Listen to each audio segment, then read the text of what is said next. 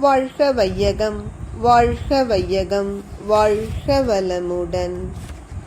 குருவே துணை. அனைவருக்கும் அன்பு வணக்கம். ஆசான் அருட்தந்தை வேதாத்ரி மகரிஷி அவர்களது ஞான களஞ்சிய கவிதைகள் படித்துக் கொண்டிருக்கிறோம்.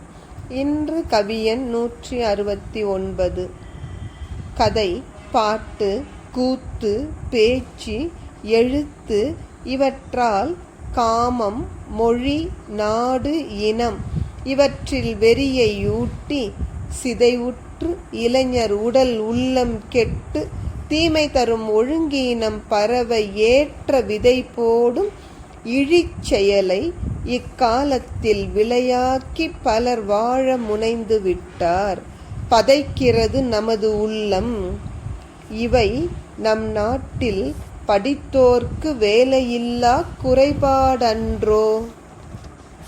அருட்தந்தை அவர்கள் வேலையில்லா திண்டாட்டத்தால் இளைஞர்கள் போகும் திசை அறியாது தங்கள் வாழ்வையே வீணடித்துக் கொள்கின்ற அவல நிலையை பார்த்து மனம் பதைத்து எழுதுகிறார்.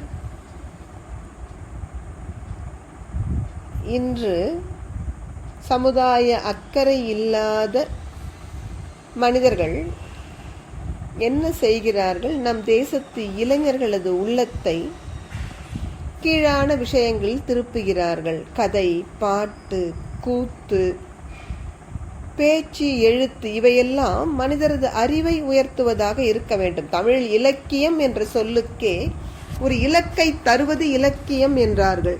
ஆனால் இந்த கதை, பாட்டு, கூத்து, பேச்சு, எழுத்து இவற்றிலெல்லாம் எந்த இலக்கும் இன்றி இளைஞர்களுக்கு மொழிப்பற்று அல்லது நாட்டுப்பற்று, தமிழ் இனம் என்ற இனப்பற்று, காமம் இவற்றில் வெறியை ஊட்டி அந்த இளைஞர்களது உடலும் உள்ளமும் கெட்டு போகின்ற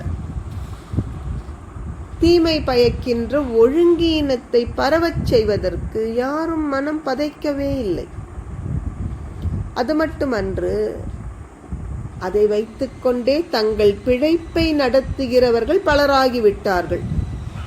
இந்த பாவச் செயலை கண்டு நமது மனம் பதைக்கிறது என்கிறார் அருட்தந்தை. ஏனெனில் இளைஞர்கள்தான் எந்த தேசத்தினுடைய சொத்து. அந்த சொத்து இப்படி பாழாகிற பொழுது ஒரு தேசமே தாழ்வுற்று போய்விடும் அல்லவா? இதை உணர்ந்ததால் அருட்தந்தையின் உள்ளம் பதைக்கிறது. யார் இந்த வலையில் சிக்கி சீரழிகிறார்கள் என்றால் சரியான வேலை கிடைக்காத இளைஞர்கள்தான். எனவே படித்தவர்களுக்கு உரிய வேலை கொடுப்பது அரசின் கடமை. நன்றி. வாழ்க வளமுடன்.